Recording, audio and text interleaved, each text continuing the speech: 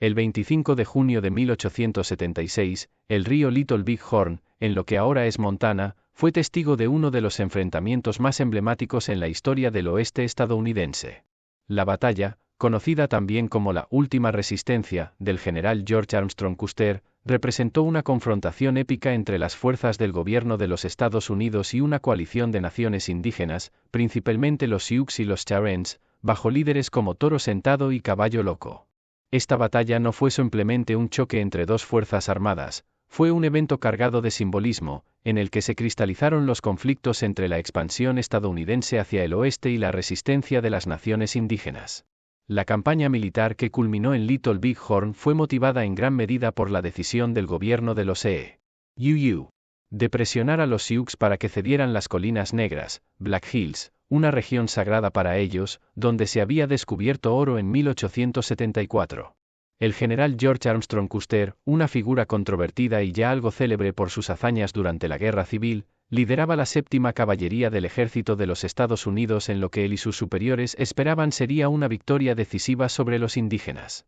Sin embargo, lo que ocurrió en Little Big Horn fue lo contrario, una derrota aplastante para las fuerzas estadounidenses, con Custer y más de 260 de sus hombres muertos en el campo de batalla. Custer era un hombre de contrastes. Por un lado, era un militar brillante, condecorado y famoso por sus atrevidas tácticas durante la Guerra Civil. Por otro lado, era un personaje vanidoso y ambicioso, cuyas decisiones a menudo eran impulsadas por su deseo de gloria personal. Después de la Guerra Civil, su carrera militar continuó en el oeste, donde lideró campañas contra las naciones indígenas. Su arrogancia y desprecio por las capacidades militares de los nativos americanos contribuyeron directamente a su derrota en Little Big Horn. El mito de Custer comenzó a tomar forma incluso antes de su muerte. Era conocido por su bravura y estilo personal, que incluía una larga cabellera rubia y una predilección por vestirse de manera llamativa en el campo de batalla. Esta imagen de Custer como un héroe romántico, caído en defensa de la civilización, fue promovida por su esposa, Elizabeth Bacon Custer, y otros partidarios tras su muerte. No obstante, su legado es complejo y está marcado tanto por su valentía como por sus errores fatales en la conducción de la batalla. La 7ª Caballería, la unidad al mando de Custer, estaba compuesta por hombres de orígenes diversos. Muchos de ellos eran inmigrantes, como Frank Finley, que había nacido en una familia de origen alemán. Al igual que Finley, muchos soldados alistados veían en el ejército una salida a la pobreza o una forma de escapar de las dificultades de la vida civil. El ejército de la época no ofrecía grandes beneficios económicos ni prestigio, pero para algunos, como Frank, el servicio militar representaba una oportunidad de reinventarse. En la víspera de la batalla, la moral en la 7ª Caballería era alta, pero el liderazgo estaba dividido. Mientras Custer confiaba en una victoria rápida, otros oficiales, como el mayor Marcus Reno, tenían dudas sobre la estrategia empleada. La unidad estaba mal equipada en comparación con las fuerzas indígenas a las que enfrentaría. Los guerreros nativos contaban con rifles de repetición más avanzados, mientras que los soldados de la 7ª Caballería estaban armados principalmente con rifles de un solo disparo Springfield, lo que los dejaba en desventaja en una batalla prolongada. Después de la batalla, surgieron numerosos relatos de supervivientes. Aunque se consideraba que todos los soldados bajo el mando de Custer habían perecido, a lo largo de las siguientes décadas, cerca de 70 personas afirmaron haber sobrevivido de alguna manera. Sus historias variaban ampliamente, desde escapar disfrazados de indígenas hasta haber sido rescatados por la hija de un jefe indio. Sin embargo, la mayoría de estos relatos fueron desmentidos o considerados poco fiables por historiadores. Entre los relatos de supervivientes, uno se destacó por la cantidad de detalles proporcionados y su aparente veracidad, el de Frank Finley. Este soldado afirmó haber escapado de la masacre y haber vivido para contar la historia. Durante años, su relato fue objeto de debate, con muchos cuestionando su autenticidad. No obstante, a medida que surgieron nuevas pruebas e investigaciones, su historia se volvió más intrigante, atrayendo la atención de historiadores y entusiastas por igual. Frank Finley nació en enero de 1854 en el condado de Washington, Ohio, en una familia de inmigrantes alemanes. Sus padres, Peter y Magdalena Finley, eran parte de la ola de inmigración alemana que llegó a Estados Unidos a mediados del siglo XIX. Esta comunidad, conocida por su ética de trabajo y habilidades agrícolas, contribuyó significativamente al desarrollo de áreas rurales en estados como Ohio y Pensilvania. La familia Finley vivía en una granja que, según el censo de 1860, estaba valorada en $500, lo cual era típico para la época. Como muchas familias inmigrantes, los Finley hablaban alemán en casa y mantenían muchas de sus tradiciones culturales, pero también buscaban integrarse en la sociedad estadounidense. Frank asistió a la escuela pública, donde aprendió inglés y se convirtió en un ávido lector. Esta habilidad para navegar entre dos mundos, el alemán y el estadounidense, le sería útil más adelante en su vida. La inmigración alemana a Estados Unidos durante el siglo XIX tuvo un profundo impacto en la cultura y la economía del país. Los inmigrantes alemanes trajeron consigo conocimientos en agricultura, artesanía y educación, y se establecieron en grandes comunidades en el medio oeste y el este del país. Sin embargo, también enfrentaron discriminación y prejuicios, especialmente durante periodos de tensión política, como la Guerra Civil y, más tarde, la Primera Guerra Mundial. Para Frank Finley, la identidad alemana fue tanto una bendición como una carga. Por un lado, su origen le proporcionaba una conexión con una rica herencia cultural. Por otro lado, en ciertos momentos de su vida, su origen alemán lo aisló de la corriente principal de la sociedad estadounidense. Este dilema de identidad lo llevó a adoptar un nombre más germanizado, August Finley, cuando se alistó en el ejército, lo que reflejaba tanto un deseo de prestigio como una estrategia para destacar en una institución donde los prusianos eran admirados por su destreza militar. En enero de 1872, Frank, como muchos jóvenes de su tiempo, decidió dejar atrás la granja familiar y buscar nuevas oportunidades en las ciudades. Llegó a Chicago, una ciudad vibrante y en crecimiento, pero pronto se dio cuenta de que la vida urbana no era tan fácil como había imaginado. En lugar de mendigar o robar, optó por alistarse en el ejército de los Estados Unidos, una decisión que cambiaría el curso de su vida. Al alistarse, Frank tomó una decisión audaz, adoptó un nuevo nombre y una nueva identidad. Se presentó como August Finley, un supuesto nativo de Berlín, Prusia. Esta elección no fue casual. La reputación de Prusia como una nación militarmente poderosa, especialmente después de su victoria sobre Francia en la Guerra Franco-Prusiana, significaba que los soldados prusianos eran altamente respetados. Al reclamar esta identidad, Frank esperaba obtener una ventaja en su carrera militar. La elección de Berlín, Prusia, como su lugar de nacimiento ficticio fue una jugada estratégica para Frank. Prusia, bajo el liderazgo de Otto von Bismarck, había emergido como una potencia europea dominante tras la unificación de Alemania en 1871. El ejército prusiano era admirado en todo el mundo por su disciplina y eficacia, y haber servido en él confería un estatus especial. Al presentarse como un prusiano, Frank Finley no solo buscaba evitar la estigmatización de su origen alemán en Estados Unidos, sino también beneficiarse del respeto que los oficiales del ejército estadounidense tenían por los soldados de Prusia. Esta decisión fue parte de su transformación de un simple hijo de inmigrantes a un sargento respetado en la 7ª Caballería. Sin embargo, esta transformación también lo obligó a mantener su nueva identidad en secreto durante gran parte de su vida, creando una dualidad en su personaje que se reflejaría en los relatos posteriores de su supervivencia. El 17 de mayo de 1876, la 7ª Caballería partió de Fort Abraham Lincoln, en el territorio de Dakota, para lo que sería una de las campañas más importantes y fatídicas de las guerras indias. Custer y sus hombres habían sido asignados para enfrentarse a una gran congregación de nativos americanos que se había reunido en el valle del río Little Big Horn. Aunque Custer esperaba una victoria rápida y decisiva, las cosas no salieron como se planeó. El 25 de junio, después de días de marcha, la 7ª Caballería se dividió en 3 columnas, con Custer al mando de una de ellas. Sin esperar refuerzos, Custer decidió lanzar un ataque sorpresa contra el campamento indígena. Sin embargo, la fuerza de los nativos había sido subestimada drásticamente. Miles de guerreros Sioux y Cheyenne estaban preparados para defender su tierra, armados con rifles de repetición que superaban en número y capacidad a los Springfield de un solo disparo que portaban los soldados de Custer. La compañía C, en la cual servía Frank Finley como segundo sargento, fue asignada a un punto elevado conocido más tarde como la colina Calhoun. Desde allí, tenían una vista del campamento indígena y el río, pero también estaban expuestos al ataque de los guerreros que comenzaron a rodear las posiciones de la caballería. A medida que la batalla avanzaba, la situación se volvió caótica, con los soldados tratando de resistir oleadas de ataques mientras sus líneas se desintegraban. Las decisiones de Custer durante la batalla han sido objeto de críticas durante más de un siglo. Uno de los aspectos más controvertidos fue su rechazo a llevar consigo las ametralladoras Gatling que le habían ofrecido. Custer creía que estas armas ralentizarían a su columna y confiaba en que la velocidad y la sorpresa serían clave para su éxito. También rechazó refuerzos adicionales, confiando en que su fuerza sería suficiente para enfrentar a los nativos. Otra decisión que ha sido fuertemente criticada fue la división de su fuerza en 3 columnas. En lugar de mantener a la 7ª Caballería unida, Custer envió una parte bajo el mando del mayor Marcus Reno y otra bajo el capitán Frederick Benteen, debilitando su fuerza principal en el momento más crítico del combate. Esta táctica no solo dejó a Custer vulnerable, sino que también dificultó cualquier intento de apoyo mutuo entre las unidades.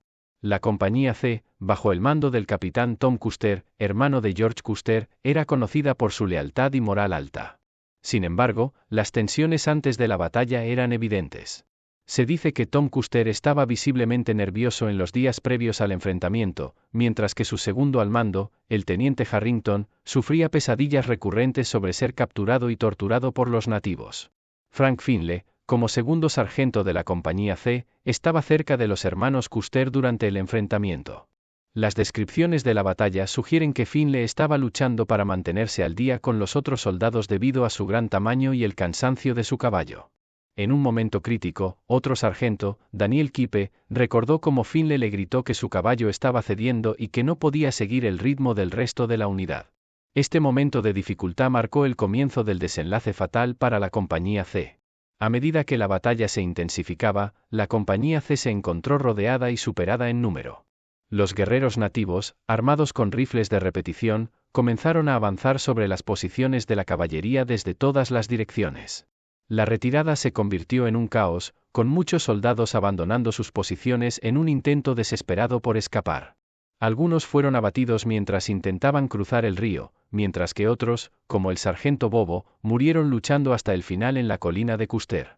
Según los relatos posteriores, Frank Finley fue uno de los últimos en abandonar su posición en la colina Calhoun. Herido en varias ocasiones, incluyendo un disparo que destrozó la culata de su carabina Springfield y le causó una herida en la frente, Finley logró escapar de la matanza a caballo. A pesar de su estado, consiguió atravesar las líneas indígenas y alejarse del campo de batalla, lo que lo convirtió en uno de los pocos que sobrevivieron al enfrentamiento directo con los guerreros nativos. El relato de la fuga de Frank Finley del campo de batalla es una mezcla de hechos, recuerdos vagos y posibles embellecimientos. Según sus propias palabras, después de ser herido, logró huir a caballo mientras las balas seguían zumbando a su alrededor. Herido en la frente, en la pierna y en el costado, Finley describió su escape como una suerte de milagro. Una de las balas, según relató, había destrozado la culata de su rifle Springfield, arrojando astillas de acero sobre su cara y causando una herida sangrante en su frente. Su caballo, asustado y herido, corrió a ciegas a través del campo de batalla, llevándolo lejos de la masacre. A lo largo de los años, Frank contaría cómo atravesó las líneas indígenas, evitando la muerte a cada paso. Aunque debilitado y dolorido, logró mantener el control de su montura lo suficiente como para poner distancia entre él y los guerreros Sioux y Choctaws que estaban arrasando con sus compañeros soldados. Una vez fuera de la vista de los combatientes, Finley tuvo que enfrentarse a la realidad de sus heridas. Sabía que no podría sobrevivir mucho tiempo sin ayuda, pero encender un fuego o detenerse demasiado tiempo podría atraer la atención de los nativos que aún patrullaban la zona. Durante los siguientes 5 días, se mantuvo en movimiento, sobreviviendo únicamente a base de conejos crudos y agua que encontraba en los arroyos. La naturaleza inhóspita del terreno y su debilitado estado físico convirtieron su huida en una lucha constante por la supervivencia. Finalmente, Finley se topó con una cabaña aislada en medio del bosque, donde encontró a 2 hombres blancos que se sorprendieron al verlo. Los hombres, que se presentaron como tramperos, inicialmente lo recibieron con recelo, apuntándole con un arma hasta asegurarse de que no representaba una amenaza. A pesar de su desconfianza, aceptaron ayudar a Finley, que estaba al borde de la muerte. Le ofrecieron refugio, alimento y cuidados médicos rudimentarios. Uno de los tramperos, conocido solo como Bill, cuidó de Finley durante varias semanas mientras su compañero, que sufría de tuberculosis, falleció en la cabaña. Bill enterró al hombre en una tumba simple y continuó ayudando a Finley hasta que éste pudo ponerse de pie y reanudar su camino. Aunque Frank nunca llegó a conocer del todo a sus benefactores, sospechaba que no eran simples tramperos, sino que posiblemente se dedicaban al tráfico de armas o al contrabando de whisky con los nativos. El tiempo que pasó en la cabaña permitió a Finley recuperarse parcialmente de sus heridas, pero el dolor y el miedo nunca lo abandonaron por completo. Sabía que regresar a la civilización significaba enfrentar preguntas difíciles. Después de todo su regimiento había sido aniquilado, y la única explicación para su supervivencia podría ser vista como deserción ante el enemigo, un crimen que podría llevar a la corte marcial o incluso a la ejecución. Con el paso de las semanas, Frank decidió que ya era tiempo de dejar el refugio en el que se encontraba. Tras despedirse de Bill, continuó su camino, buscando el anonimato en lugar de la gloria. Se dirigió hacia el este, evitando los asentamientos militares y los puestos de avanzada donde podrían reconocerlo como desertor. Después de meses de viaje, finalmente llegó a St. Louis, donde encontró empleo en una lechería. Allí, intentó llevar una vida lo más normal posible, manteniendo un perfil bajo mientras se recuperaba de las secuelas físicas y emocionales de la batalla. A pesar de su intento de integrarse en la vida civil, el recuerdo de Little Big Horn y el peso de sus secretos siempre estaban presentes. Frank intentó reclamar una baja del ejército, pero sin dos testigos que confirmaran su identidad como soldado, le resultaba imposible probar su historia. Este obstáculo lo convenció de que tal vez era mejor dejar atrás su vida militar y seguir adelante sin mirar atrás. Durante este tiempo, Finley también comenzó a especular con tierras, construyendo y vendiendo granjas en el área de Dayton, Washington. Aunque carecía de fondos sustanciales y sus habilidades en carpintería y agricultura eran limitadas, Frank demostró tener un buen instinto para los negocios. Con el tiempo, acumuló suficientes recursos para establecerse de manera más permanente en la comunidad. Durante décadas, Frank mantuvo en secreto su experiencia en Little Big Horn. Solo unas pocas personas cercanas a él sabían algo sobre su pasado militar, y aquellas que lo conocían en Dayton lo consideraban un hombre respetable, dedicado a su trabajo y a su familia.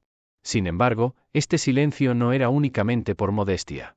Frank sabía que su historia podía ser vista de manera negativa si se interpretaba como un acto de cobardía o deserción en lugar de supervivencia. El secreto se mantuvo hasta abril de 1920, durante un juego de herraduras con algunos de sus vecinos en Dayton. Después de un par de cervezas, Frank, quizás sintiéndose relajado o nostálgico, reveló lo que había mantenido oculto durante tantos años. Al escuchar a un compañero granjero hablar sobre la batalla de Little Big Horn, Frank le interrumpió bruscamente, afirmando que no sabía de lo que estaba hablando. Cuando su vecino le preguntó cómo podía estar tan seguro, Frank respondió, «Porque yo estuve allí». El impacto de esta revelación fue inmediato. Sus vecinos quedaron sorprendidos, y la historia de Frank rápidamente se difundió en la comunidad. Poco después, un periodista local se acercó a Frank para escuchar su relato y publicarlo en el periódico.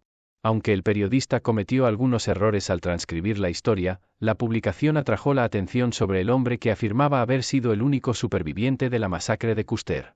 Sin embargo, esta atención también reavivó las dudas sobre la autenticidad de su historia.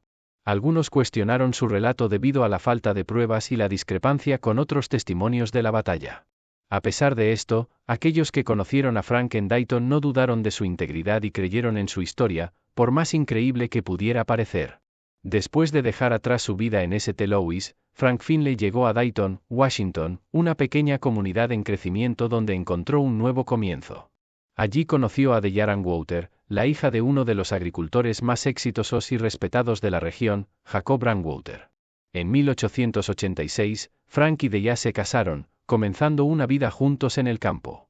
Frank continuó su trabajo como especulador de tierras, comprando terrenos baldíos y construyendo granjas que luego vendía para obtener una ganancia. Esta actividad le permitió establecerse económicamente y ganar la confianza de sus vecinos. La familia Finley se expandió con el nacimiento de sus hijos, quienes fueron criados en un entorno de trabajo duro y valores tradicionales. El matrimonio de Frank y Deya fue, por todos los relatos, una relación fuerte y amorosa. Sin embargo, a lo largo de los años, Frank nunca habló abiertamente con su esposa sobre los detalles de su experiencia en Little Big Horn. Según Deya, lo único que Frank le mencionó sobre su pasado fue una escueta explicación sobre una vieja herida de bala en su costado izquierdo, que él atribuyó a una pelea con unos indios, sin entrar en más detalles. La herida de bala, que finalmente se abrió paso hacia la superficie de la piel, fue removida por un cirujano años después, dejando una cicatriz visible como recordatorio de lo que había sucedido en 1876. Aunque Deya probablemente sabía más de lo que admitía sobre el pasado militar de Frank, respetó su deseo de mantenerlo en secreto, prefiriendo enfocarse en su vida juntos en Dayton. Con el tiempo, Frank comenzó a ajustar su identidad para adaptarse a su nueva vida. Su apellido, que alguna vez fue Finley, fue gradualmente cambiado a Finlay, una adaptación americanizada que reflejaba su deseo de integrarse completamente en la comunidad.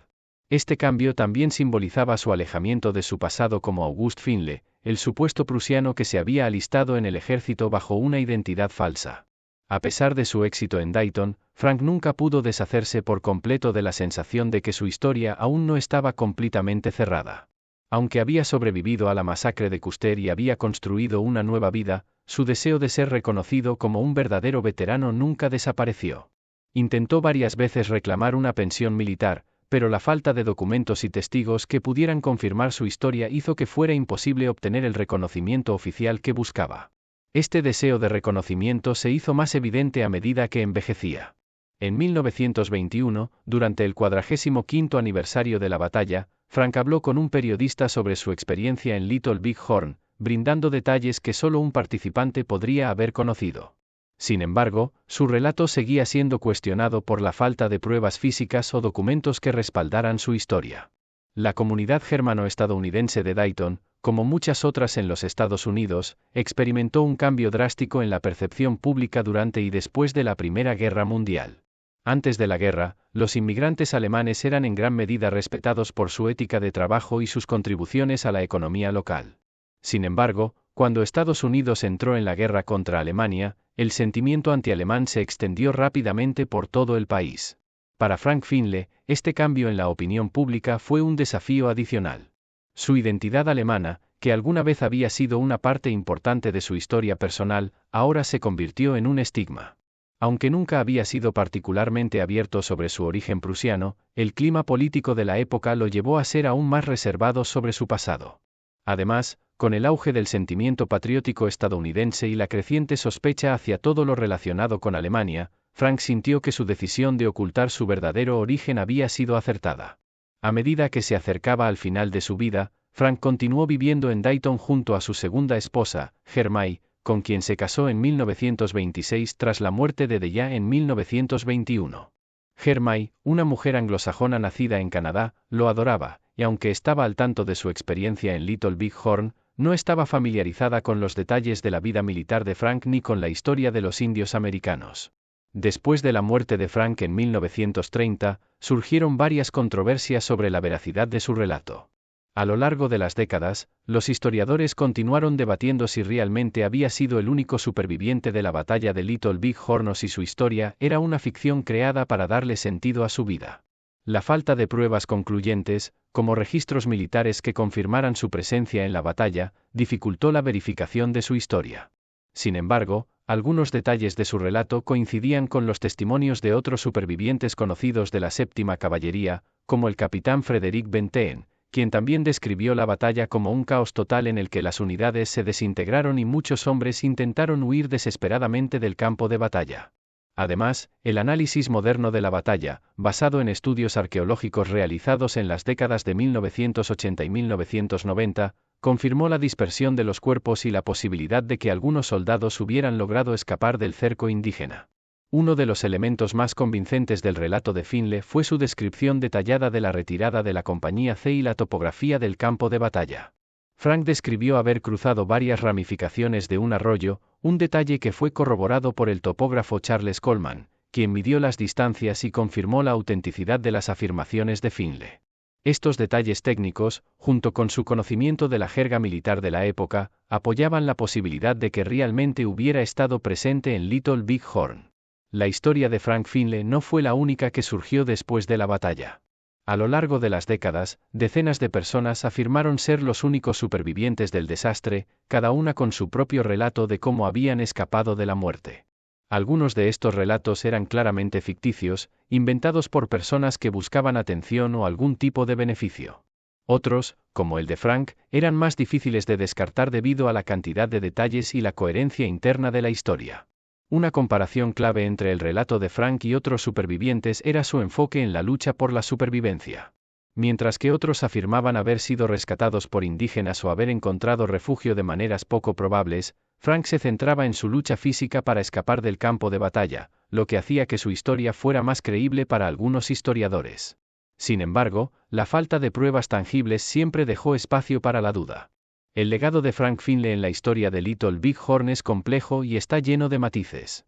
Por un lado, su relato ofrece una visión única de lo que podría haber sido la experiencia de uno de los pocos soldados que lograron sobrevivir al desastre.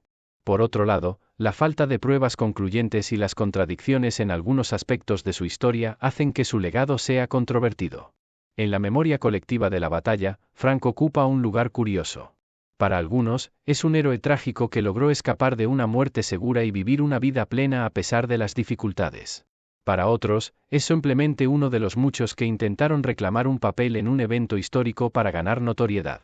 Sin embargo, lo que es innegable es que la historia de Frank Finley, con todas sus incógnitas y contradicciones, continúa siendo una parte fascinante del enigma que rodea a Little Big Horn. La historia de Frank Finley es, en muchos aspectos, un reflejo de la experiencia humana frente a la adversidad. Es la historia de un hombre que sobrevivió a una de las batallas más notorias de la historia estadounidense y que luego luchó por encontrar su lugar en un mundo que no siempre valoraba las experiencias difíciles. A pesar de los desafíos que enfrentó, tanto en el campo de batalla como en la vida civil, Frank construyó una vida exitosa y dejó un legado duradero. A medida que los historiadores continúan investigando y debatiendo la autenticidad de su relato, la historia de Frank Finley sigue siendo una ventana a un pasado turbulento, una historia que nos recuerda la complejidad de la verdad histórica y la importancia de las historias individuales en la construcción de la memoria colectiva. Aunque nunca sabremos con certeza todos los detalles de su fuga, lo que está claro es que Frank Finley dejó una marca indeleble en la historia de la batalla de Little Big Horn y en el legado de la frontera estadounidense.